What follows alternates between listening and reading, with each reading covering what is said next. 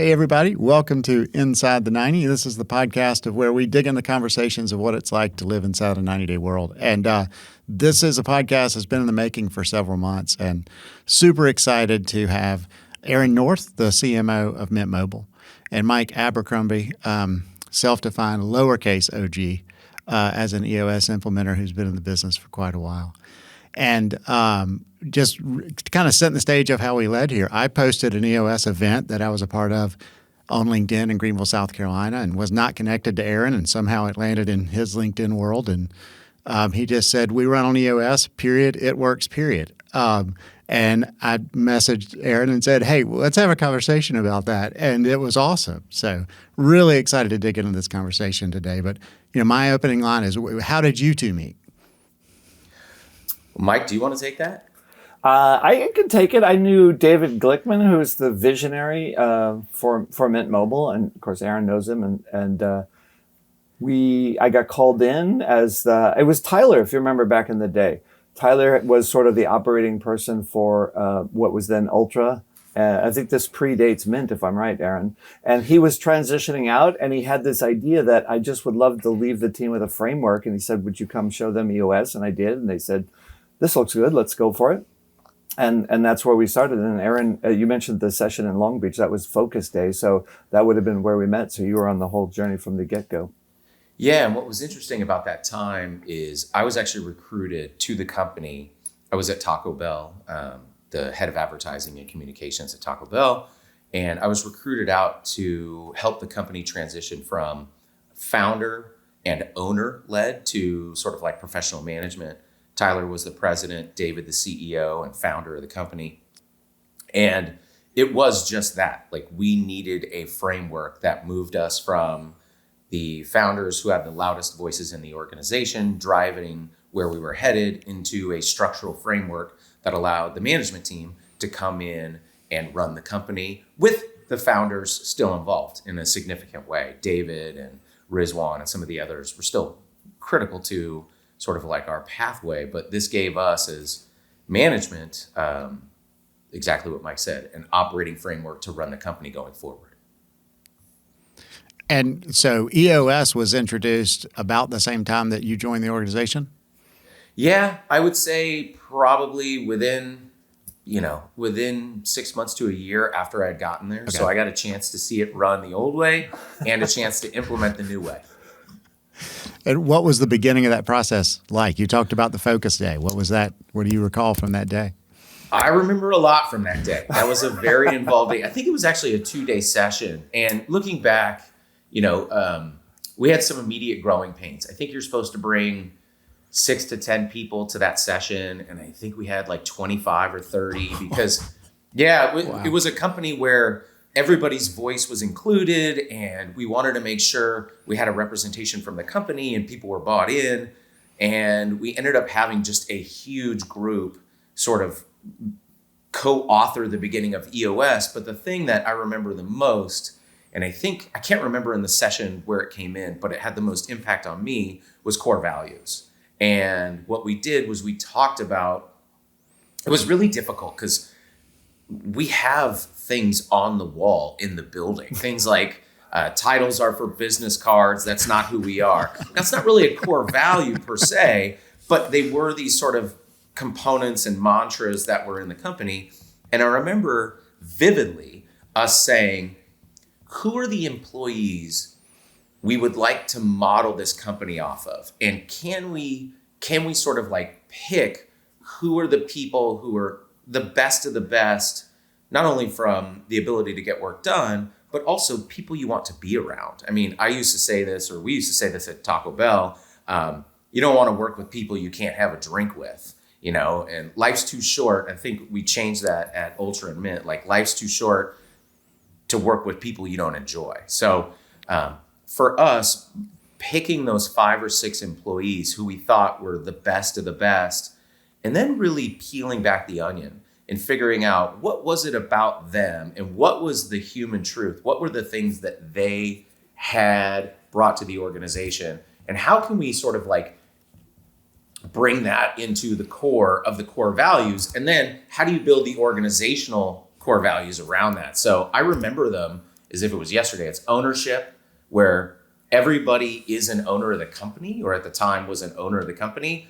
But it was also more than that. It was to take pride in your work and understand that the work is a representation of you.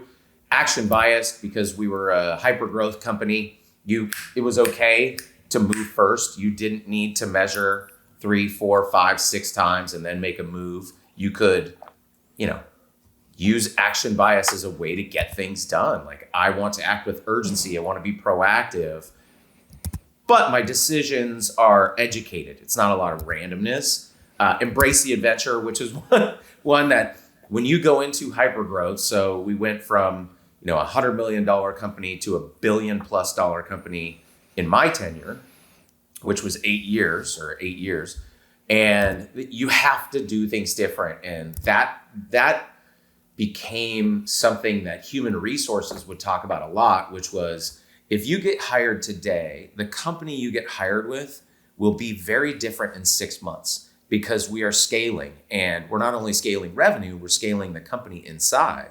And then the last one was invent and simplify, which became invent and optimize over time. So invent and simplify was not just to create for creation's sake, but to demand innovative thinking where you created and simplify. Like, it wasn't just let's make things more complex, let's make things more dynamic, let's make things better, and let's get smarter along the way. Because we knew as we would scale, we would have bloat if you weren't thinking invent, simplify. So a lot of the things we did created this ecosystem where like-minded people could come in and learn the ropes real quick, which for us took about a 90-day cycle for people to understand how the company worked, why it worked that way, and what we were trying to do. I mean, a lot of this comes out of the VTO as well. And I remember interviewing folks and sharing my screen and showing them the VTO. I'm like, look, this is how it works here. It's not rigid. It's really fun and fluid, but this is what we do. And you got to be okay with this, because we're moving quick, and you got to be aligned so we're all rowing in the same direction. Yeah. Hey, Aaron, I got to just jump in for Jami's listeners on your story. First of all, 2 things. One, thank you. Those of us that do this work, we want to have an impact and make a difference. And to hear that come out heartfelt 7, 8 years after we did it, and the implications, nothing's more rewarding. So just on a personal note, I want to say thank you. Jami, for your listeners, there's this notion which is often confused, and we call it the speech. It's the capacity for a leader to articulate the values and what are the behaviors associated with it and what does it mean. Because the exercise that Aaron described is very powerful. Most people get that and they come up with a set and they go, wow, that's great. And they'll put it in the VTO. But the ability to articulate it and repeat it often and say it consistently and put meaning behind it and context behind it, that was an unscripted, from the blood, best example of a core value speech I've ever heard. Aaron just did it, and that's what it should sound like. And once you have them, just to have all the leadership have the capacity to articulate and evangelize them as Aaron did, that's the essence of what we call the speech. So I just wanted to make that call out, because it's often lost in the process with some clients. So.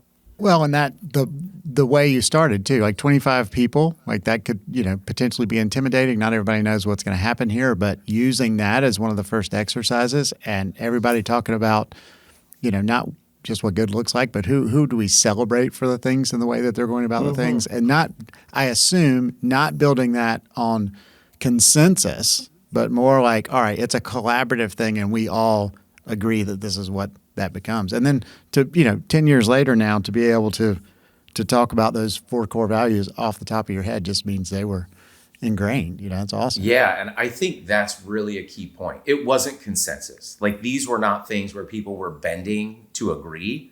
There was debate and conversation, and why are we doing this and how come?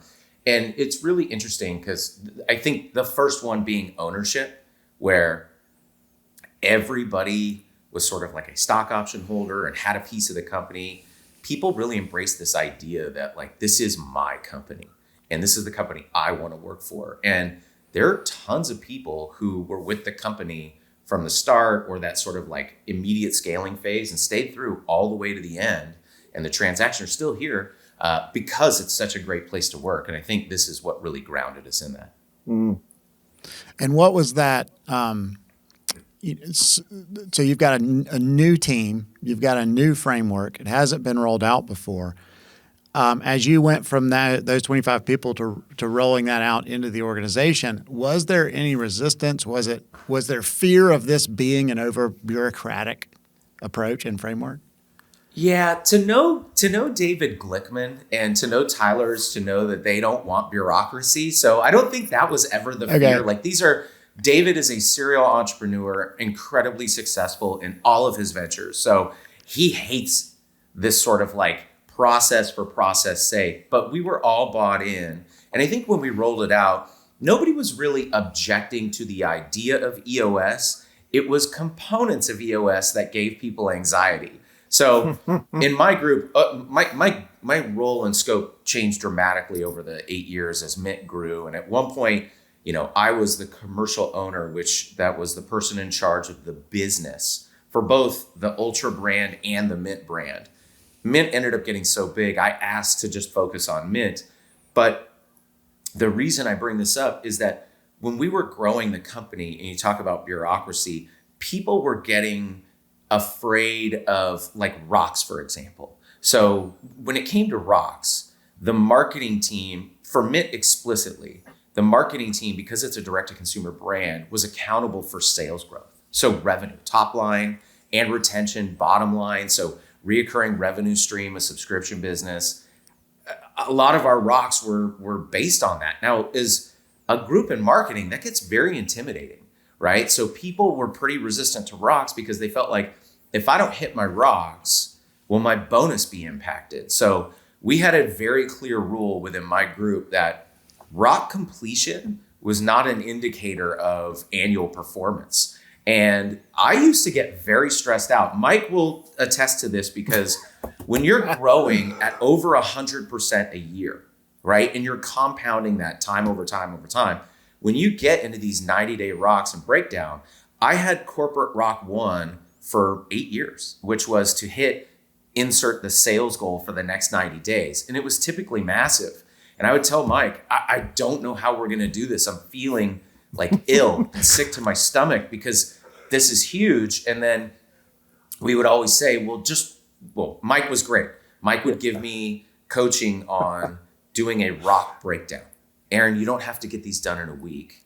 Figure out what you can do, break it down over the 90-day period. And remember, you have 80% completion rate as the target. So Mike grinding this into my head allowed me to push it onto my team and say, look, it's not about the quantity of rocks, it's the quality of rocks and the advancement through them. It's okay, you're not going to be bonused on rock completion rate. It's about high quality, moving the business forward, sort of like everything else will follow. And that really set a lot of people at ease. But I'll tell you, new people come in and they're like, these rock things are scary and I'm worried. Yeah, so that was a very true story because they would come in and it wasn't just Aron, it was JJ and the other Aron, and everybody was like, oh my God, we just went through so much stuff. We can't keep this pace up. It's not going to work. We got to find a way to take some of the pressure off the leadership. And it was a very common thing. But I think it's a testament to sort of this notion of just, coming up for air, end quote, and resetting. Because even with that, which happened every single time, we left the session excited, centered, ready to focus and get out and do it again. And it was really from working with Mint that I've sort of got this phrase in my head when this comes up with other clients is like, I've never seen a team set up a chill quarter to relax. It just hasn't happened yet. Everybody wants to get somewhere.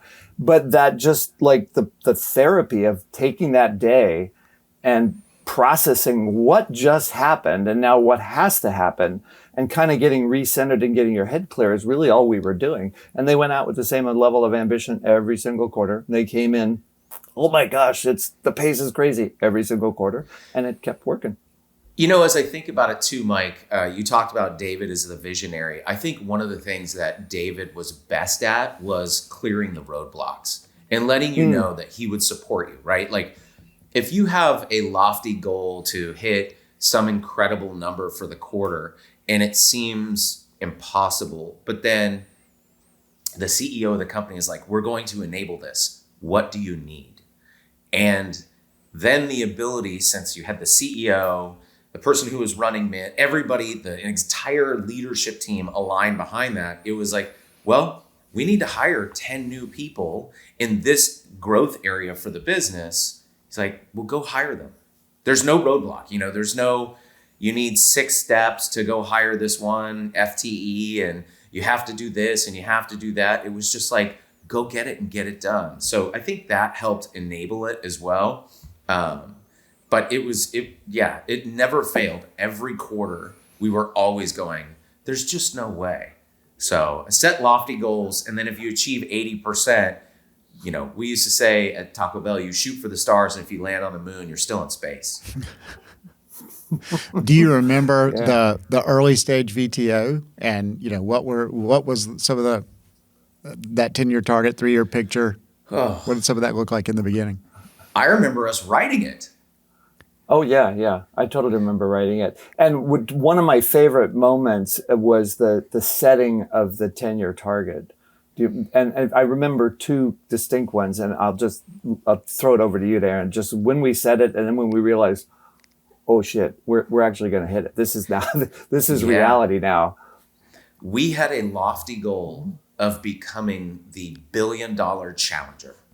And I remember writing that and articulating it because, billion just seems so incredibly cool. And when you have a brand that's growing at this insane rate, it feels like this could happen. But the challenger part was really key. So at the time, we were a wholesaler of T-Mobile. So we were on the T-Mobile network exclusively. They have lots of other MVNOs. So we had a partnership with them. But we were, really beholden to them, and we could only get so far as they would allow us, if you will.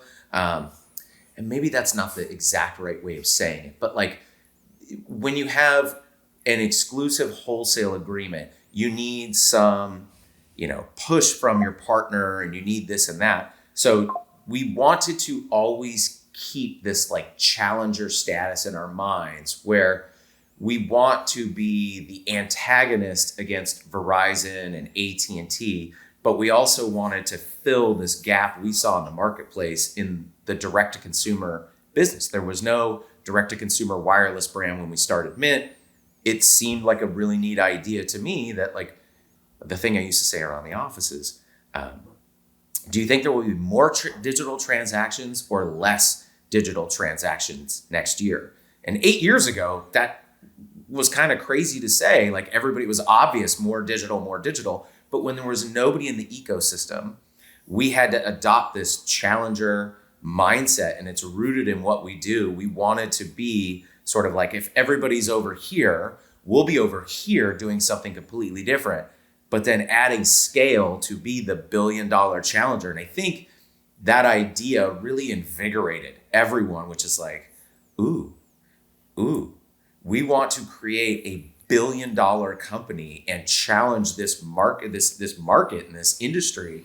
And as Mike said, go ahead, Mike. I know. Yeah, exactly no. What I love, this is like right up there with the core values. It's just another shining example that just the number for growth's sake doesn't have the emotional current. That challenger brand really activated something in you guys emotionally. It became part of your identity. And that was the rallying cry that really created that energy. So, Jami, for your listeners, when you get it, it's like, the number for the number's sake doesn't fully do it, but tapping into what people want to do with their careers and how they see themselves and giving them the emotional pull that this created, that whole challenger identity, when that clicked in, I remember that part of the conversation was like, and it never let up from that point forward. Yeah. And I talk about Mint a lot because, Mint is the brand most people know. And obviously when you have Ryan Reynolds, it allows you to scale faster than most companies. But the Ultra brand as well was founded on being a challenger and founded on being innovative and disruptive. So both brands within the company really took that to light. And those were the 2 big success stories. We did do other things inside the organization that felt disruptive, that felt challenging, but because they couldn't add to scale, we ended up turning them off. And that was another thing that I think EOS really helped us do, which was look at something and go, this is not working. This is not helping us achieve our 3-year goal, our 1-year vision. It's not going to get us to our big plan. We need to turn this off. And that's hard. That was hard for our company to do a lot because it's unnatural to say this isn't working, turn it off. Like it was, well, how can we tune it? How can we adjust it? Can we scale it if we do this to it? And there were often times where I'm like, you guys, I got to say it. This thing's got to be turned off. It's just not working. And what's the opportunity cost here of us focusing on this instead of putting attention on these things, which have more potential and are scaling? Yeah, no, that's going back to the revenue for revenue's sake. It's, I'd say revenue is the byproduct of a clearly defined vision, but not a vision to itself, right? People don't, especially in a non-owner situation where people don't truly have stake in the equity. It's like the revenue isn't, you got to give them something more than that. And really, it sounds like this Challenger, I mean, that was the brand, right? Revenue, $1 billion Challenger was like, all right, that's more to rally around. But it sounds like Challenger was the external brand, but also not necessarily, I guess, wrapped up in all these core values, right? Was people who had that drive to want to do that. And I think you touched on something really important there, which is like, you'll hear me talk about the business and the brand, but it was organizational wide. Like our head of product development, our head of customer care, our head of human resource, like everybody in the entire company was bought in. I remember an occasion where, because you're a digital brand with Mint, you don't have stores. So when customers need help, they need to call care. How do you scale care but keep costs within reason? Well, our head of care figured that out. It's like, hey, we're going to put call centers here, here, here, here. We're going to do this. We're going to scale these. And then when we reach a certain level of efficiency, these will get down. This will get spun up more. I'm like, this is genius stuff. I had nothing to do with it. I reaped all the benefits, but all I could do was be a good internal partner and help push and help keep them going. And when my side of the business underdelivered and care costs went up because I couldn't deliver the numbers to help balance it, I raised my hand. There was a high degree of accountability within the organization as well. And I would say, look, the reason care cost per customer went up is because I didn't deliver enough customers, not because care is expensive. And I think you build like real partnership with your teams and your cross-functional teammates when you do raise your hand and say, look, I missed. And it's, we don't get fired for that. Like you have to be honest. And that's part of having growth mindset, is a willingness to say, we failed at this, or I failed at this, and taking ownership. Yeah, Aron, can I come to something you were just sharing? Again, that's just another shining example of the ethos of showing up with the accountability and everything. But you mentioned the scaling, and you mentioned that the adoption and commitment to the values and the experience was absolutely universal wide. And given the scale of the organization, can you talk to some of the ways that inside the organization you guys shared the VTO, shared those values? I mean, what were some of the practical things that got it out of the leadership session room across an organization, not only that large, but that's scaling that fast? Because teams all need help with, some best practices that do this. Yeah, well, I mean, the entire organization has L10s, everybody. So number one, every week you have accountability to go to an L10 to report on your rocks. But that's just sort of, they call it the meeting pulse, right? Like you have to have it every week. When we come back from, let me start wide and then I'll go more narrow. So when we came back from that visionary leadership offsite, we held a session and took the entire company through the VTO. It took a couple hours because we wanted to make sure you didn't just have the words on paper, but you understood the definition and the rationale behind it. So now Aron, everybody in the company. How many people did you have in the organization at that point when you got back? What was that meeting? That 2-hour meeting? How many people were in it? I think there was around 100. Okay. Now keep going because I know it's going to grow, and I'm really wanting to hear how this spread as the number of people coming to the organization kept going up. Yeah. So every year or every quarter, we would do leadership offsites, and from those leadership offsites would come new rocks. And we would cascade to the organization in a town hall what the corporate rocks were and why. We would also cascade the leadership individual rocks. So everybody could see what the leadership team was focused on. We would do that prior to the 90-day session because we wanted that to inform the teams on where we're focused and where we're headed. So now you've got sort of like everybody understanding what the target is for the next 90 days. But then annually, we'd come back after each annual leadership offsite and share what changes we made to the VTO. Oftentimes, the core values never changed, the vision never changed, like our core target didn't change. The things that would change, well, I guess the 3-year target wouldn't really change every year, but every couple of years we wanted to make sure it did.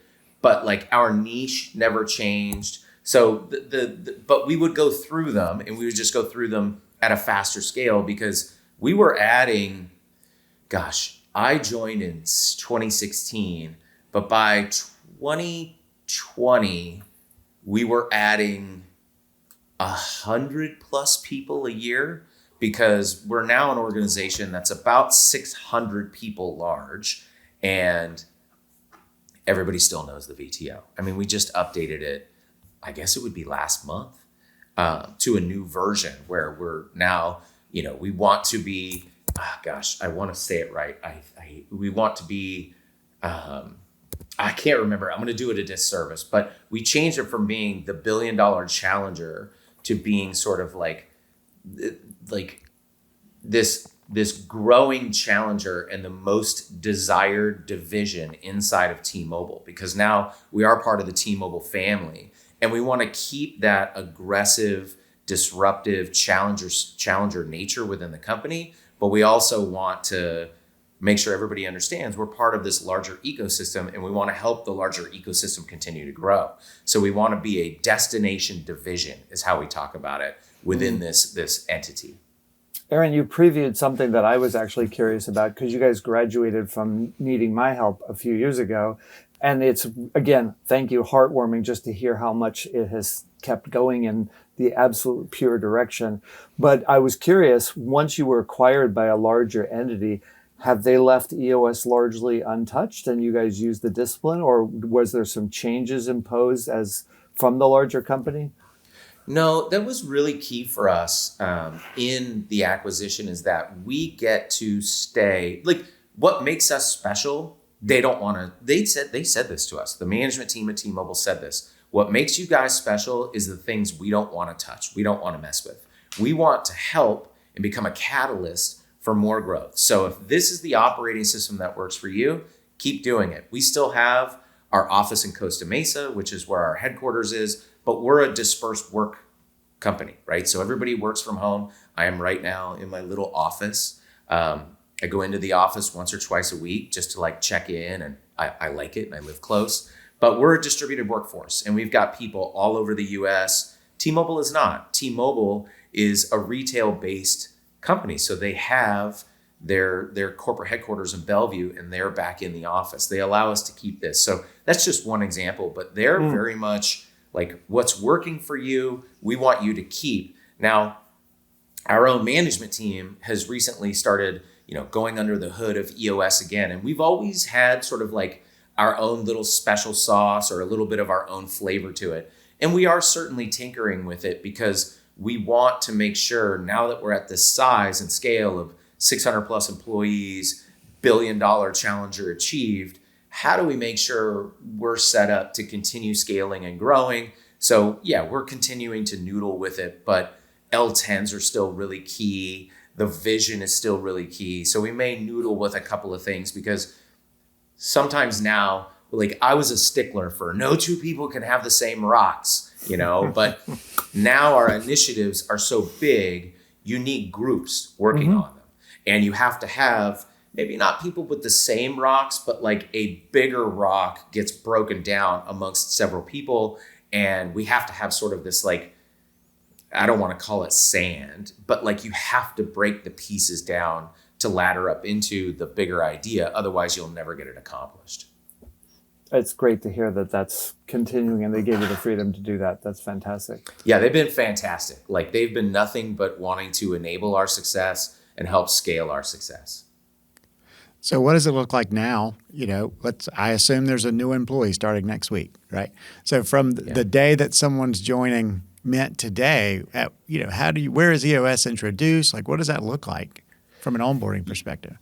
Yeah, I can talk to the marketing group, and some things changed as we got big. So back in the day, I used to interview every single person as the final interview before they became an employee and worked in the marketing group. I did that because, one, when you're small, there's a couple of things that, like, whether or not they're in the VTO, but like I wanted to trust them. I wanted to make sure that the energy and the vibe I was getting matched up well. And I also would sell against who we are. Like, you've got to be very honest with people coming in. And I would bring up the VTO. I wouldn't run them through it, but I would show them, like, this is real. This is how we work. And embrace the adventure is one I would always talk about, because it's crazy here. Like, you're going to get here. You're going to want to try and institute some change, show value, this and that right off the bat. I'm like, things are going to change between today when you're hired and 90 days from now. Like, let the first 90 days work, have small wins, but learn how this happens. That doesn't happen anymore. We were hiring so many people. I was interviewing 4 or 5 people a week, and I just couldn't do it. So it is different now in that, look, I have such great faith in my management team and the teams we put in place. They're hiring the right people. They know what we're looking for. But when it's young and you're scaling, I wanted that extra scrutiny. That's a little different.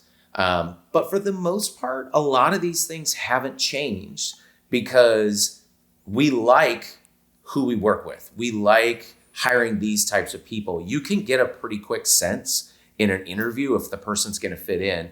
It's just, I don't think many people, self-proclaimed nerd here, would actually in a meeting, in a Zoom or a Google Hangout, post the VTO and show it, whereas I would. I think they want to talk to it and do things like that. So that probably has changed across the board. But for the most part, I think a lot of the core stays the same.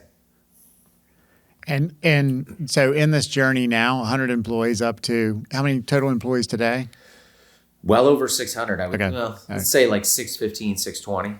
And really the full evolution of implementing with Mike, graduating, being acquired, now being where you are today. What's a tool for you in the EOS toolbox that you still latch on to, that you hope will never leave where you are, or should you leave, it's going to travel with you? The L10. Okay. The L10 is transformative. Like the L10 does so many things. So my group was very diverse. And actually I was in 2 L10s. I was in the executive L10 and I was in the marketing leadership team L10. Now the executive L10 is exactly what you would think. You have all the divisions of the company, right? But my marketing L10, we have acquisition, retention, e-commerce, brand, customer, consumer insights. Like, that's a creative. So you have like a pretty diverse group, and I would bring into that all the learnings from the executive L10, this, that, and the other. But that group really shaped how Mint was growing and where we were headed. And to have and see, whether it's the SLT L10 or the MLT L10, to see how the dynamics of that group work.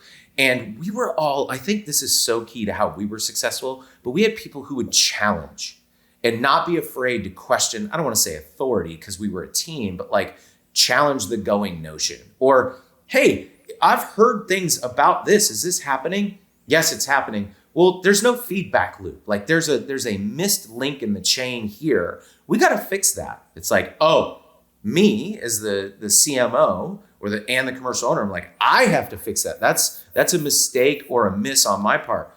I will correct that. And to see that in the L10 it constantly happening, there's just, particularly when you're not in the office, you can't have a hallway conversation. Yeah. There is some osmosis of knowledge that just creeps out when you're all together. When you don't have that, the L10 is a place for that to happen. And having IDS, I remember Mike, when we would do our executive sessions is like, well, that's an issue. Let's put that on the IDS list.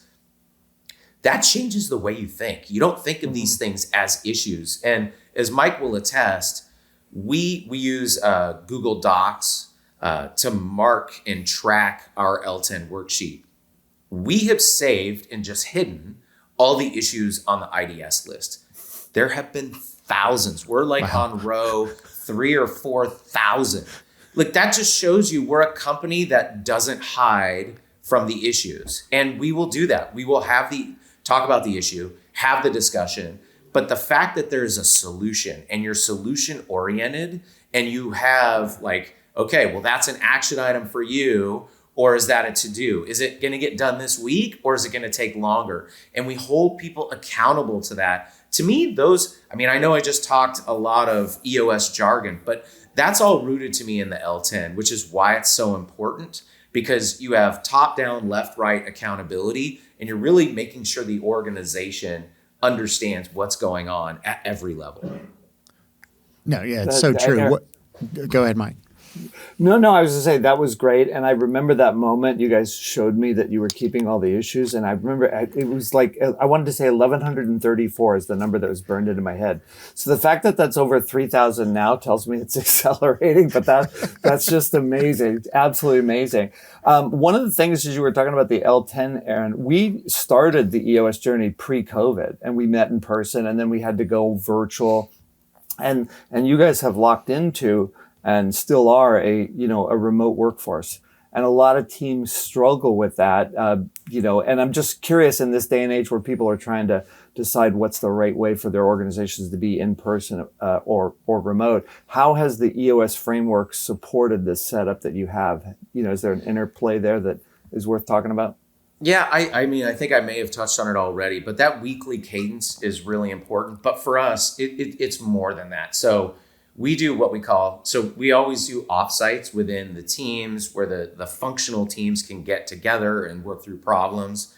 I would say we are a distributed workforce with special events in person scattered throughout the year. We also do onsites, not offsites, where we bring in, the entire direct to consumer group into Costa Mesa. And we will do L10s in person there. We will also do on-site activities that you just can't do through remote work. It's just hard.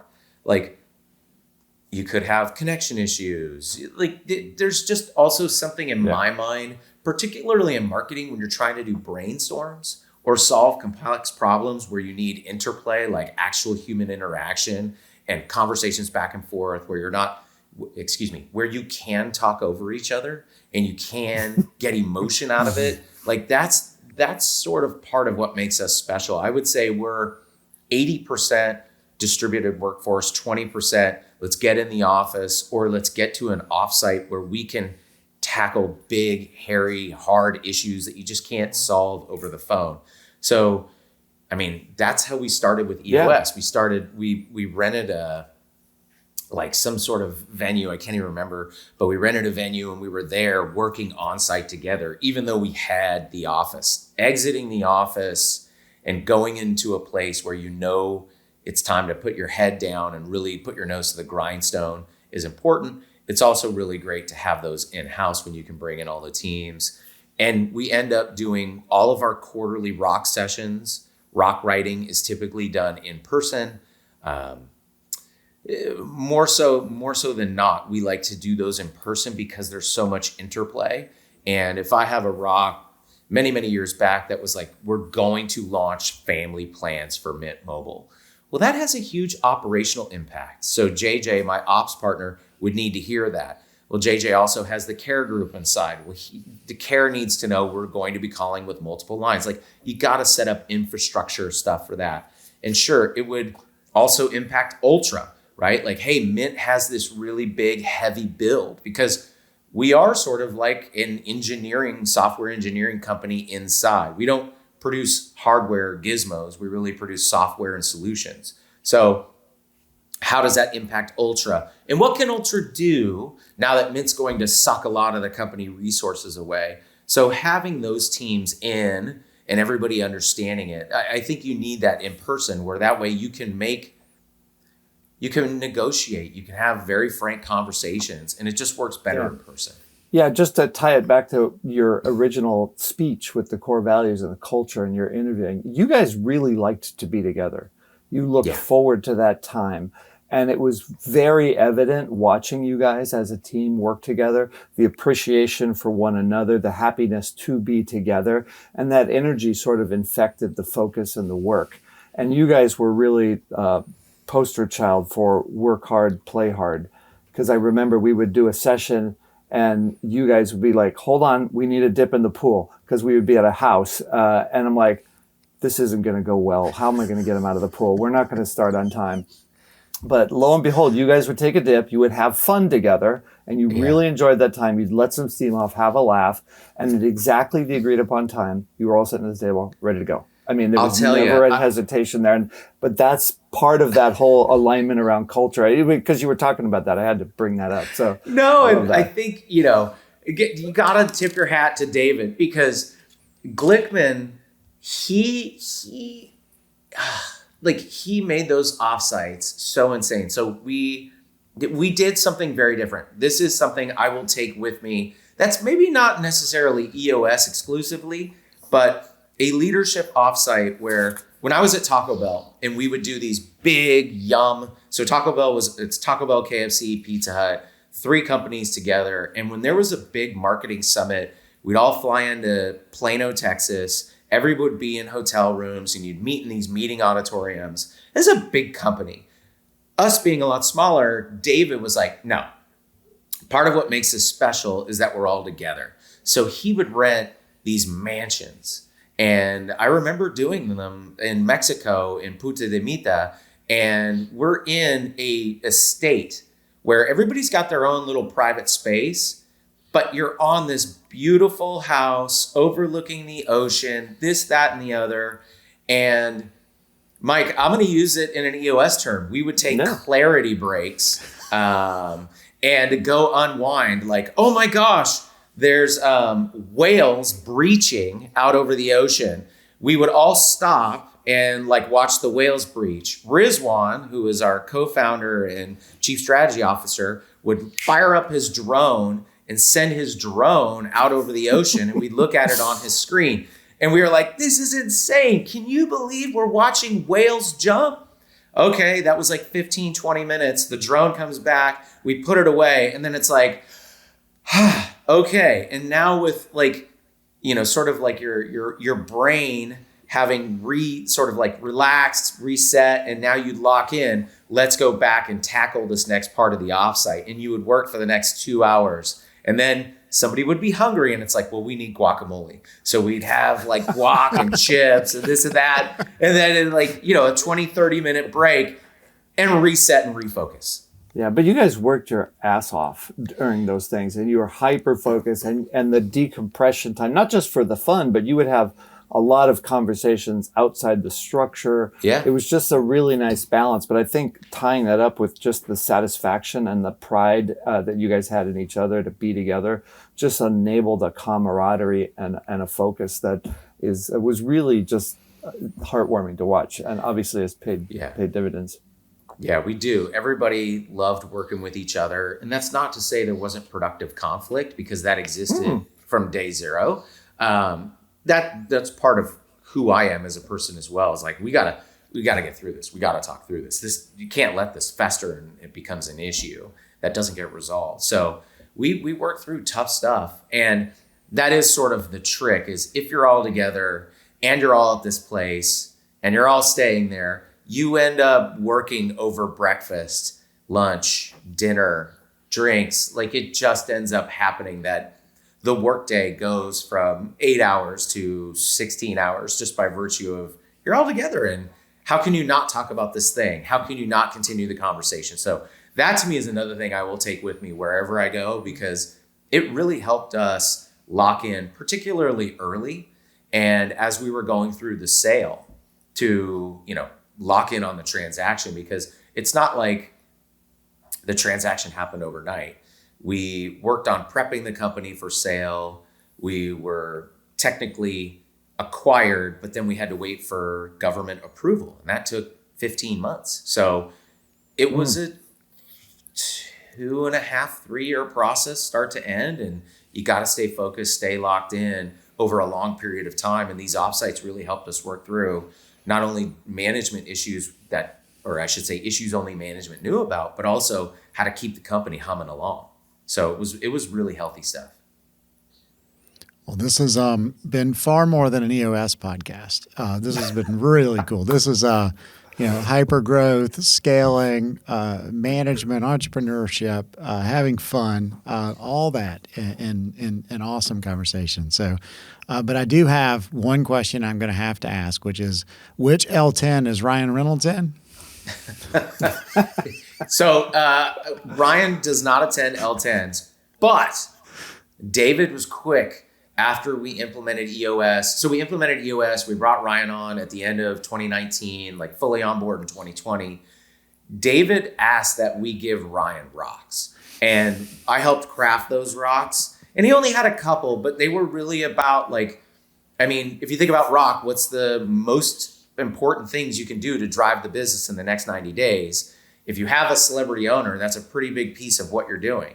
So we did write rocks for him, whether he was checking in on them weekly or not. I may have been pushing to make sure his rocks were complete, but he had them. And that's another thing that was, I think, secret to our success is we didn't buy a celebrity and have a celebrity spokesman. Ryan was bought in to our company and was part of the DNA. He had all those core values too. Yeah. He acted like an owner because he was an owner. He, embraced the adventure along the way because things changed. We went through COVID together. There was a lot. And I think, that he was a great partner to have throughout the entire journey, even if he wasn't using every piece of the EOS toolkit. Well, Aron and Mike, this has been an awesome conversation. And I'm sure there's, we could package this into a series over time and just dig into each of the topics with through y'all's phases. But I greatly appreciate y'all's conversation on this. I think it's going to be hugely valuable to business people in general, employees that work for rapid growing businesses, and then the EOS ecosystem as a whole. So greatly appreciate y'all's time, and I look forward to talking to you again sometime.